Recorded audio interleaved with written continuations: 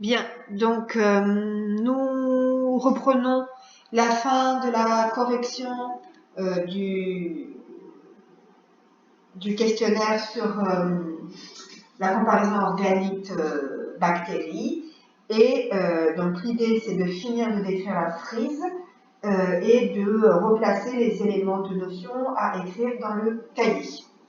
Donc, le grand 2, nous l'avions déjà écrit, le grand A aussi. Donc, le grand A, en fait, fait référence à ce tableau.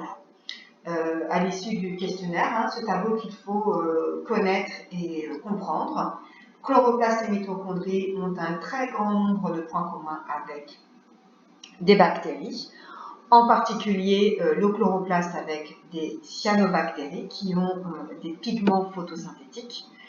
Cette forte ressemblance structurelle suggère une histoire évolutive commune. On revient toujours à chaque fois sur ce même point de structures, qu'elles soient génétiques, protéiques ou autres, qui se ressemblent énormément. Ce n'est pas dû au hasard, c'est lié, dans la plupart des cas, à une histoire évolutive commune. Ça nous permet de passer au grand B. Je ne sais plus si on l'avait écrit ou pas, ce grand B, vendredi pendant le TP.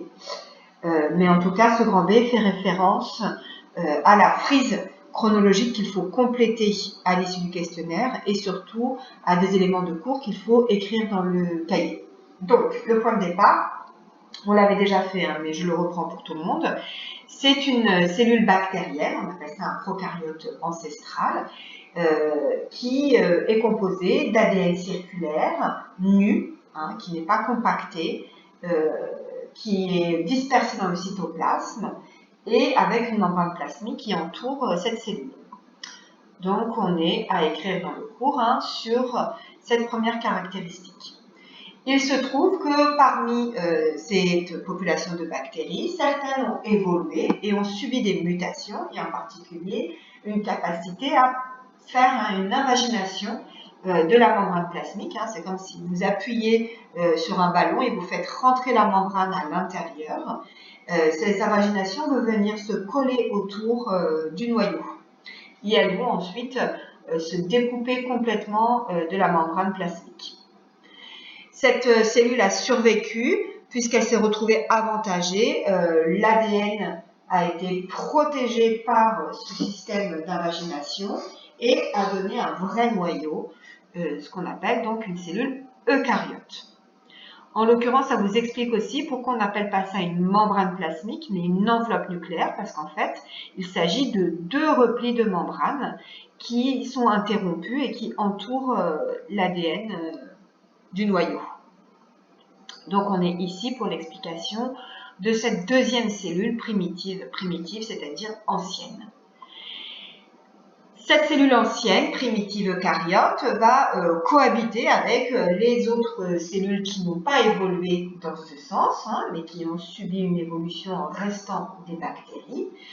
Et cette cellule eucaryote va faire une endosymbiose avec cette bactérie, c'est-à-dire qu'elle va vouloir la phagocyter, l'ingérer complètement, ce qui explique la double membrane ici, puisque la membrane externe est en fait la membrane bleue de la cellule eucaryote qui a phagocyté cette bactérie.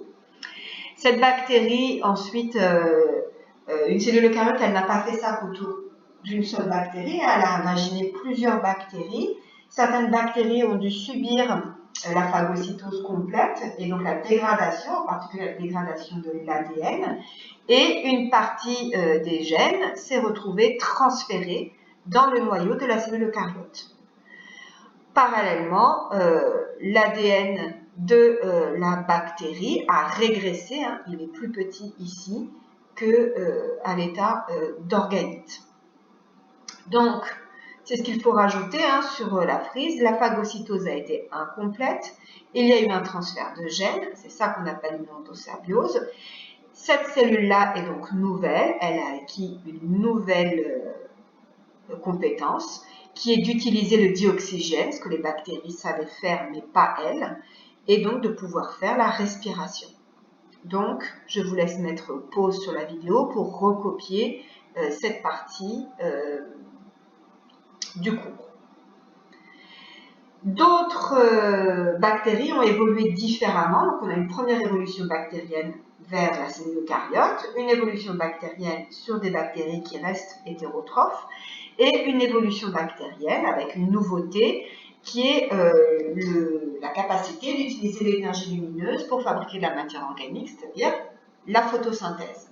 Et cette capacité, point de départ du chapitre 2, qui était aussi le point de départ du raisonnement pour le contrôle de la cuscute, c'est le fait d'avoir des pigments photosynthétiques dont la structure moléculaire permet d'absorber l'énergie lumineuse.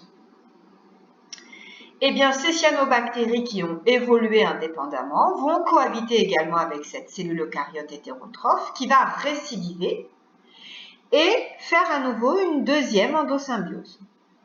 Donc, cette cyanobactérie va se faire phagocyter. On va donc avoir une deuxième membrane qui a en fait la même composante que cette deuxième membrane de la mitochondrie. Et de même, il va y avoir régression de l'ADN de cette cyanobactérie et un transfert, ici vous devez le voir, des petits fragments verts qui montrent qu'il y a eu un transfert de gènes entre le génome bactérien et l'ADN nucléaire de la cellule eucaryote. Donc, on est à nouveau sur une phagocytose incomplète, un transfert de gènes et une deuxième endosymbiose, ce qui a permis la formation d'un nouveau organisme, un eucaryote, cette fois-ci, qui est capable de faire la respiration, mais également capable de faire la photosynthèse. Et donc, nous avons cette double évolution ensuite, la lignée dite verte, qui est munie de chloroplastes, et la lignée des eucaryotes non photosynthétiques dont nous, animaux, faisons partie. Et parallèlement, il y a encore des cyanobactéries et des bactéries qui ont continué à évoluer au cours du temps. Petit tableau pour vous montrer en effet cette histoire de transfert génétique, puisque c'est le cœur du chapitre 4. La comparaison des génomes montre qu'il y a bien une régression entre le génome bactérien, qui a plus de 1 million de paires de bases. Paires de bases, ce sont les nucléotides complémentaires de la double hélice d'ADN, par rapport aux 16 000 et quelques de la mitochondrie. Et que parmi les protéines mitochondriales, c'est notre prochain chapitre, il y en a qui sont codées par en fait de l'ADN qui appartient maintenant au noyau eucaryote, mais qui ont une origine bactérienne. Donc nous avons 800 gènes bactériens issus de cette endosymbiose